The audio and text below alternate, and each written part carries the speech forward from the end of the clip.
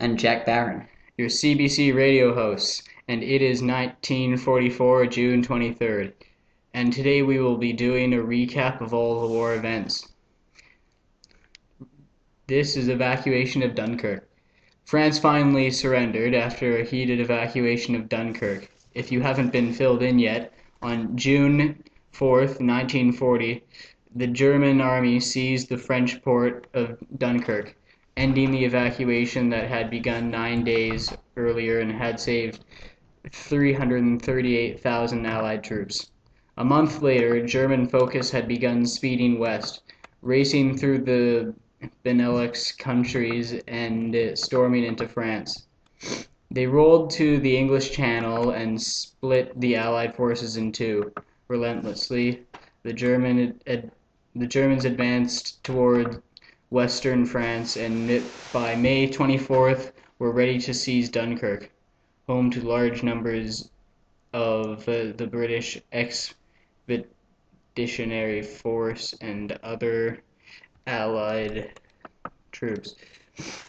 Unexpectedly, the Germans stopped their attack because Adolf Hitler himself said so. It seems the Hermann Göring, the man in charge of the Luftwaffe, had told Hitler that German plans could destroy the Dunkirk defenders and that stormtroopers wouldn't be needed. The destruction didn't go off as planned. 2 days later, the ground assault on Dunkirk started again.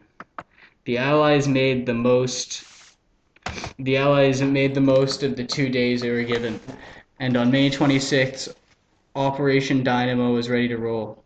The Allies were to evacuate their forces from Dunkirk as fast as they could, with defenses holding off the Germans as long as they could. The German army proved that they were worthy of the task. However, they began to break through the defenses the Allies had set up in a few days. Thousands of men were still stuck in Dunkirk, their backs to the sea, with German soldiers making their way towards them. It seemed that their end was imminent. Then, as if out of nowhere, assorted boats, like fishing boats, pleasure yachts, and even lifeboats, arrived by the hundreds, seeking to rescue the British and French troops that were about to be killed by the Nazis. Braving mines, bombs, and torpedoes, civilians of all stripe manned their boats and came to rescue them. German planes had previously bombed the harbor, so the soldiers had to be ferried from the beaches to the warships that were waiting at the sea. In the end, Germany captured Dunkirk, of course, but on the bright side, hundreds of thousands of soldiers that were going to die were saved. and now we'll be talking about the Battle of Britain. A series of air battles between England and Germany fought over England from August to October 1940 to increase chance of victory. Germany attacked British coastal defences, radar stations, and shipping on August 24th. The attack was shifted into Royal Air Force installations and aircraft factories in an effort to gain control of the air over England. Failing to destroy the RAF, the Germans began September 7th the night bombing, or Blitz, of London. Heavy night bombings of English cities continued into October. When the attack was shifted back to coastal installations, the Germans gradually gave up hope of invading England, and the battle tapered off the end of October. Though heavily outnumbered, important role, the Germans lost some 2,300 aircraft. The RAF lost some 900 and the plan to force Britain to accept peace or face invasion. Alright, and this is the recap of the North Africa campaign.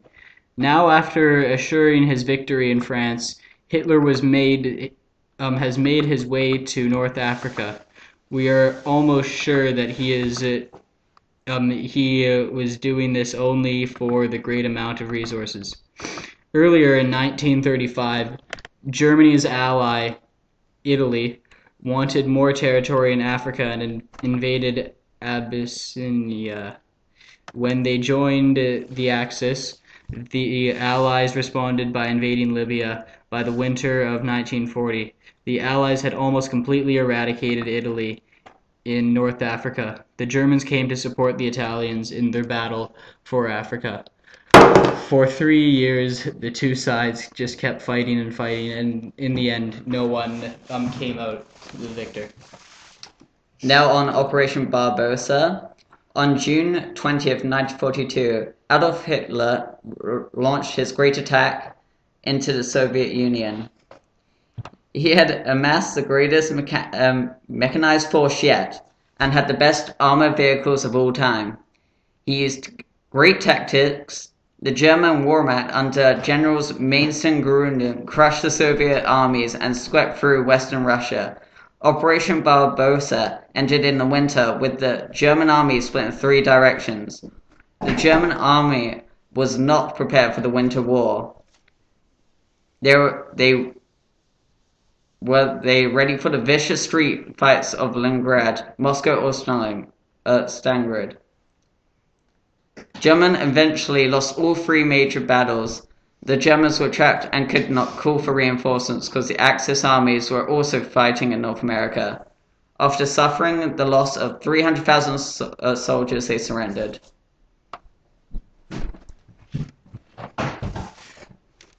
Alright, this is the Battle of the Atlantic. The Battle of the Atlantic played a significant part in World War II.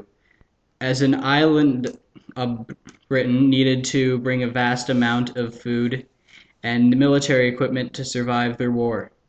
A great deal of raw materials came from America, and it was shipped over across the Atlantic. The U-boats would take out around 150 boats monthly, hoping to cut Allied supplies off. German submarines hunted in what were called wolf packs. British supplies ships crossed in convoys, and the ships that brought food and other goods were slow, and they could barely protect themselves. After leaving America, they were reasonably safe while in American water, and they were also more safe when they approached British water, as we could give the ships fighter plane cover. It was in the mid-Atlantic that they were most vulnerable, and were to start with the U-boats could start attacking them. German U-boats had direct access to Atlantic when France fell in 1940. Britain survived by new ships called corvettes that were fast and cheap to make, and we armed with depth charges and a radar that allowed them to see all the subs below. Bad weather also helped because the subs weren't able to shoot their torpedoes, and the invention of new planes also helped. Thank you for tuning in. We'll see you tomorrow at 7 a.m.